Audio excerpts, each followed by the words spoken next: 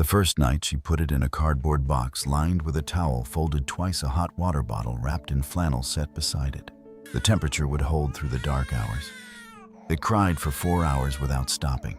The second night, she brought it into her bed, tucked it against the curve of her side. Skin close breath, close heartbeat audible through cloth. It stopped crying within minutes. Setsuko had spent 38 years as a pediatric nurse, and she understood with clinical precision exactly what was happening. An infant primate stripped of its mother was mapping its survival onto the nearest available warmth, and that warmth happened to be her. She understood this, and she left it there anyway. And that was the first decision she had made, without asking anyone since her husband died. The house had been quiet for 3 years. In the way that houses go quiet when only one person lives in them. Not silent, but emptied of the sounds that used to fill the spaces between things. The footsteps in the hallway, the way someone else's breathing changes the air pressure of a room at night. Setsuko had retired on a Tuesday in late autumn, cleared her locker at the hospital with a composure her colleagues later described as characteristic and driven home, through rain so light it barely registered on the windshield. She had told herself she would adjust. She had told herself the same thing after her husband passed and after the last of her children moved to Osaka. An adjustment had come eventually, the way most things came. Eventually, not as comfort, but as the gradual replacement of one kind of ordinary with another. The morning she found Koko, she had been doing nothing more remarkable than checking the persimmon tree at the edge of her garden, where a branch had come down in the previous night's wind. The sound she heard from the base of the stone wall was so small and so wrong frequency for anything she could immediately name that she stood still for a full 30 seconds before she moved toward it. The infant was wedged into a gap between 2 stones. Still wet, still attached in places to the membrane of birth, its pink face clenched with an effort that had not yet learned to be crying. Only a raw, repetitive sound that her body before her mind could intercede registered as emergency. She picked up this small animal with those same hands, not because she had decided to, but because her hands were already moving.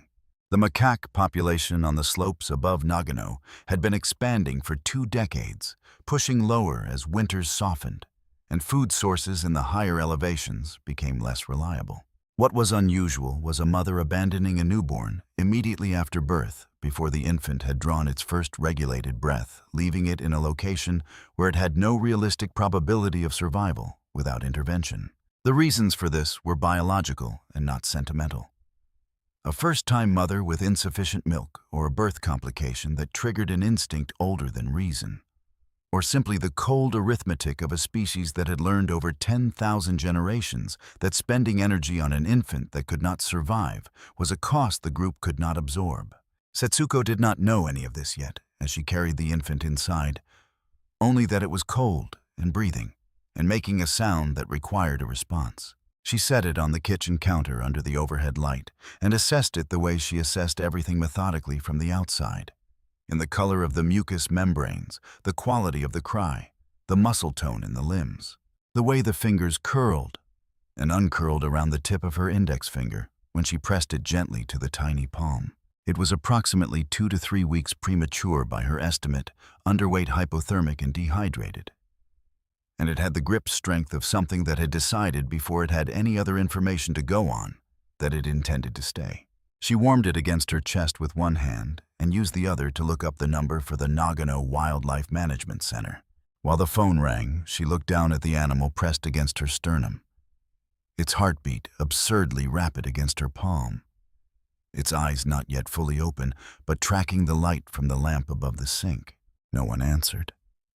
She left a message, set the phone on the counter, and began warming the formula she kept for the grandchildren's visits.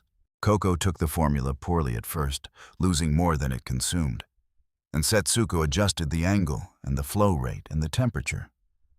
With the patience of someone who had spent decades coaxing nourishment into small bodies that did not yet understand they needed it. By mid-morning, it had taken enough to quiet, and she sat in the kitchen chair with it against her chest.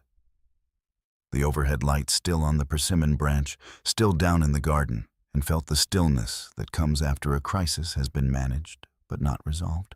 Her neighbor, Fujita-san, saw her through the kitchen window that afternoon and knocked, and Setsuko opened the door with the infant tucked inside her kitchen apron, which she had looped and knotted at the back to form a pouch against her torso. She watched her neighbor's expression move through surprise and something approaching alarm before settling into the careful neutrality of someone deciding not to say the obvious thing. Her daughter called that evening, and Setsuko told her. And the silence on the other end of the line was the silence of someone selecting their words. The words that came were gentle and reasonable and correct. It would need specialized care. There were protocols. Wildlife centers existed for exactly this purpose. The kindest thing was not always the thing that felt kindest. Setsuko listened to all of it, agreed where agreement was accurate, and said she had already called the center and was waiting to hear back. She did not say that when they called back the following morning and offered to send someone that afternoon. She told them she would call again when she felt the animal was stable enough to transport. She did not say that her definition of stable enough was one she intended to revise indefinitely. A former colleague who now volunteered at the Wildlife Rehabilitation Center in Matsumoto drove out to see her 3 days later, sat across the kitchen table from Setsuko with tea between them and Koko asleep in a cloth sling against Setsuko's chest. She said with the directness that their decades of shared work permitted that she knew what she was doing to the animal's chances of reintegration. Setsuko said she knew. Her colleague said the longer it bonded to a human as a primary attachment figure, the harder it would become to transfer that attachment to its own species. Setsuko said she understood the mechanism. Her colleague looked at the sleeping animal at Setsuko's hand, resting lightly on its back at the kitchen. The rice cooker, the blue and white bowls, the lived-in quality of a space that had recently reorganized itself around a new center of gravity and did not say anything else about reintegration. What she said instead, quietly before she left, was to call her if the weight gain stalled. That night, Setsuko sat at the kitchen table after Koko had fallen asleep in the sling and looked at the phone for a long time. She was thinking about the families she had sat with over the years when a decision needed to be made that could not be unmade. How she had always been the person in the room who knew the difference between what the science said and what the person in front of her was going to do, and how she had never once confused the two. She was not confused now. She picked up the phone, held it, set it back down without dialing, and felt not peace exactly, but the specific clarity that comes when a person stops negotiating with themselves. That clarity did not make the work easier, only steadier. In the days that followed, Setsuko charted Koko's weight in a small notebook she kept on the kitchen counter. Date, time, intake, volume, output quality, behavioral observations, ambient temperature of the room. The same precision she had once applied to patient records applied now to a creature that weighed less than a kilogram and slept with both fists curled into the fabric of her shirt. The charting gave the days a structure that her retirement had been slowly dissolving, and she found herself waking before dawn, not from anxiety, but from the same trained alertness that had pulled her out of sleep for decades whenever something in a ward changed frequency. Koko slept against her, and Setsuko slept lightly, and the house had a different quality of quiet, now occupied rather than emptied, the silence of two breathing things rather than one. What she had not anticipated was the specificity of the attachment, the way Koko distinguished her from every other stimulus in the environment with an accuracy that should not have been possible given how recently it had arrived in the world. A macaque infant in its first weeks of life is not blank. It arrives with a template, a biological expectation of what a mother is. And Koko had mapped that template onto Setsuko with the absolute commitment of something that had no other option. The problem arrived on a Tuesday evening, in the third week, quietly. Without warning, Koko stopped nursing. Not reduced intake, stopped completely, turning its face away from the bottle. With a listlessness that Setsuko recognized before she could name it, the quality of disengagement that she had learned over decades to treat as the sound of an alarm. She checked temperature, slightly elevated, not critical. She checked hydration, the skin at the scruff returned slowly, borderline. She called her colleague in Matsumoto, who told her the window was 48 hours. Try every 2 hours, and if it won't take anything by mouth by morning, get it to the center, regardless of transport stress. Setsuko sat down in the kitchen chair with Koko in the sling and began to breathe slowly, deliberately, the long exhale that drops the body's cortisol and changes the chemistry of the air between two organisms pressed close. She had taught this to new mothers who were too frightened to nurse, had stood beside them and breathed with them until their own physiology followed the rhythm. She had not known until that moment in her kitchen that she had never applied it to herself. The light above the sink was warm, and the rest of the house was dark, and she could feel Koko's heartbeat through the cloth too fast, the rapid flutter of a small animal running its systems too hard, and she breathed, and she held the exhale, and she breathed again. After some time, she felt the movement against her chest, the small repositioning of a body, finding more deliberate contact with a surface, and then the tentative, then steady pull of feeding resumed. She did not move. She stayed in the chair, breathing in the rhythm she had established until the bottle was empty, and Koko had settled back into sleep with its face turned inward against her sternum and both hands fisted into the fabric of her shirt. She became aware that she had been crying at some point during this, not the kind of crying that announces itself, but the kind that happens below the level of decision, the body releasing something it had been holding without the mind's knowledge or consent. She sat with that awareness for a while in the warm kitchen, not doing anything about it, simply noting it the way she had always noted clinical observations present, significant, requiring no immediate action. By morning, Koko had taken 2 more full feedings, and the weight on the small postal scale showed a gain of 11 grams. Setsuko recorded it in her notebook with the same steady handwriting she used for everything.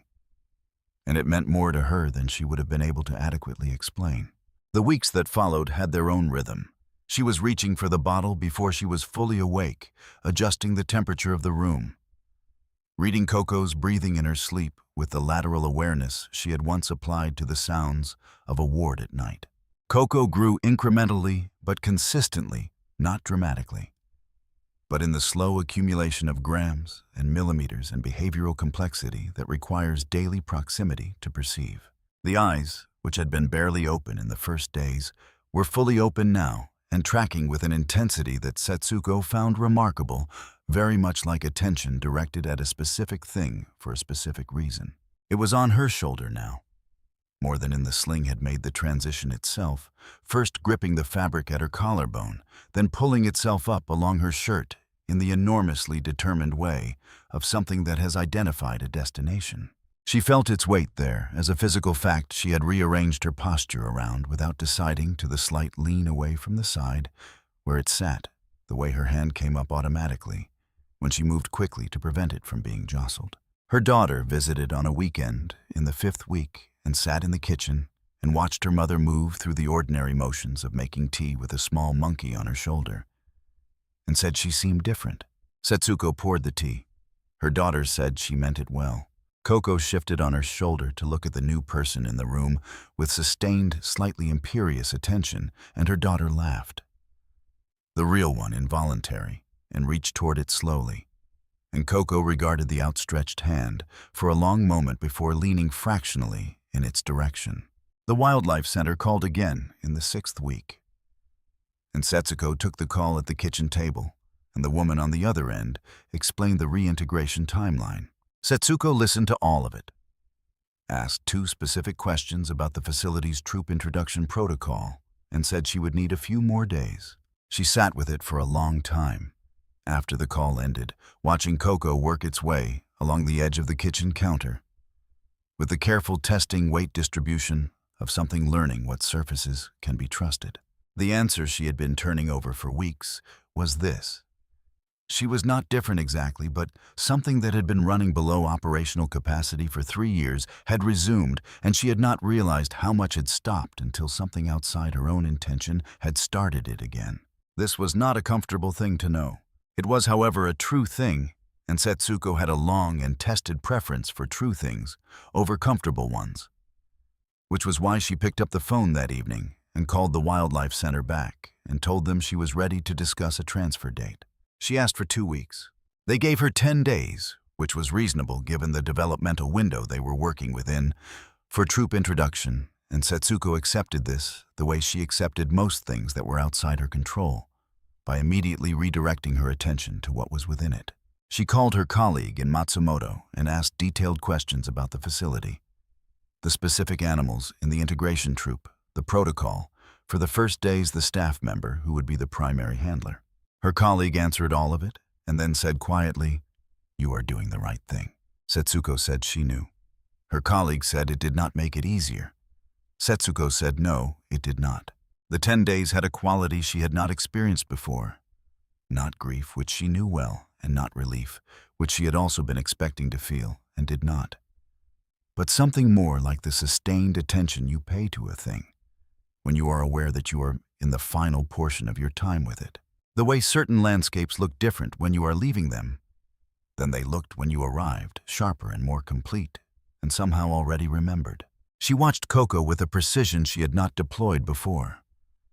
Not the clinical monitoring of the early weeks, but something closer to the way her husband had once described looking at the mountains when he knew he was ill. She had not understood what he meant then. Koko had developed a set of behaviors the specific way it patted her arm when it was uncertain about a new surface. The sound it made that she had come to understand meant something specific without being able to define what.